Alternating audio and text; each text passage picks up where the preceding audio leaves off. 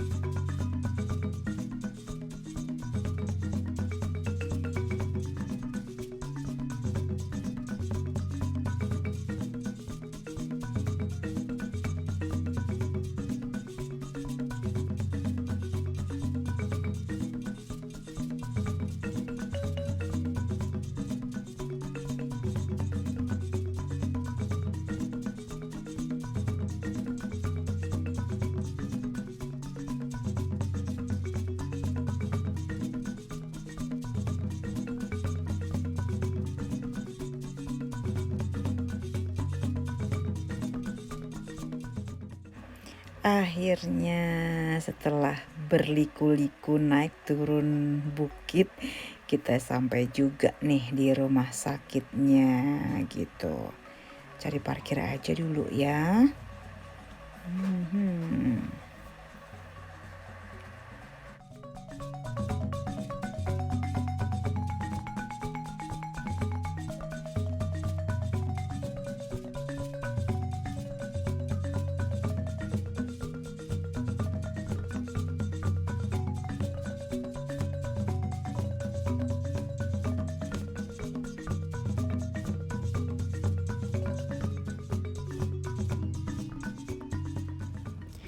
Nah ini kita sudah sampai di rumah sakitnya, dan di depan kita tuh sudah ada orang ngantri kira-kira 10 orang mungkin ya, kalau nggak salah hitung gitu. Jadi mungkin metodenya tuh siapa yang duluan datang terus antri gitu aja. Nanti mereka panggil namanya begitu. Nah, ini yang aku lihat sih ya, Sepertinya itu kita tidak divaksin di dalam rumah sakitnya, tapi dari pihak rumah sakit Mensiken itu dia seperti apa punya kontainer gitu kan ya, berapa berapa pintu gitu. Nah nanti mungkin dibagi-bagi, mungkin bilik 1, bilik 2, bilik 3. Kalau aku dapat di loket atau bilik yang nomor 1, kalau suamiku dapat di yang nomor 5. Nanti kita pisah gitu kan ya. Uh, Nah ini penampakannya seperti ini bilik-biliknya itu. Jadi seperti kontainer gitu kan ya, kontainer terus disekat-sekat dalamnya, mungkin seperti itu ya, karena aku belum belum belum ke dalam, jadi belum tahu kondisinya seperti apa di dalam. Jadi ini kondisinya dari luar ya seperti ini. Masih pada nunggu semua orang-orangnya gitu.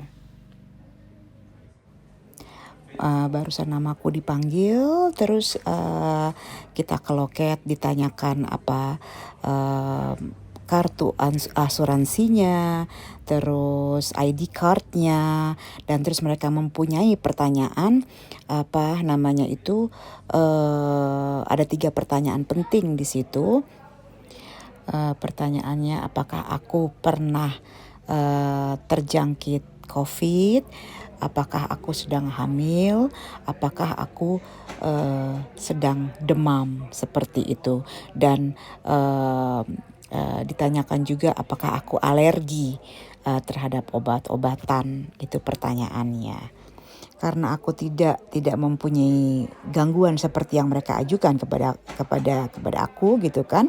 Nah terus aku langsung disuruh menunggu di bilik nomor 1 sampai nanti perawatnya datang untuk siap-siap kasih vaksin ke aku.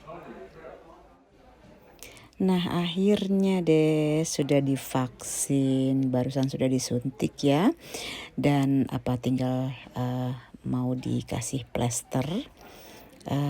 Terus setelah kita divaksin kita harus menunggu kurang lebih 15 menit gitu kan di sini. Dan kelihatan juga ada timernya kan itu di ruangannya. Jadi kegunaannya kenapa kita harus menunggu kurang lebih 15 menit di sini.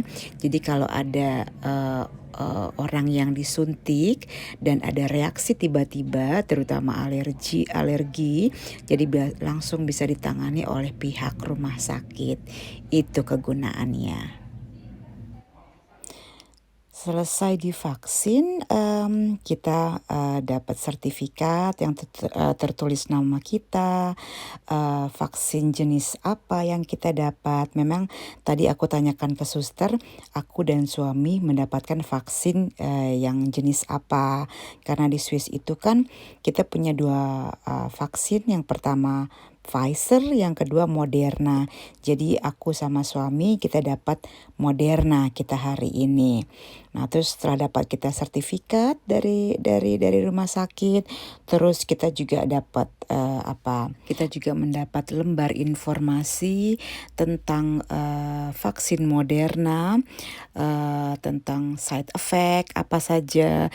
Jadi ada 80% setelah divaksin Moderna itu ada orang sakit, maksudnya sakit ya di lengannya, terus ada 50% sakit kepala, terus kalau kita bilang pegel lah gitu kan ya, terus ada demam 10%, terus kelelahan 60%. Jadi tertera di situ semuanya. Dan ini juga ada keterangan juga yang tidak bisa untuk divaksin kalau orang ada demam, terus mereka hamil, terus sama dia alergi dengan obat-obatan gitu, reaksi alergi reaction sama obat-obatan. Jadi gitu. Nah terus yang lembar yang ini caranya vaksin Moderna bekerja di dalam tubuh kita. Caranya vaksin ini bekerja dijelaskan di lembar yang ini. Jadi lengkap dengan informasinya, kita bisa baca-baca. Karena sampai sekarang yang aku tahu masih ada pro dan kontra untuk orang mau divaksin, mau dan atau tidaknya divaksin.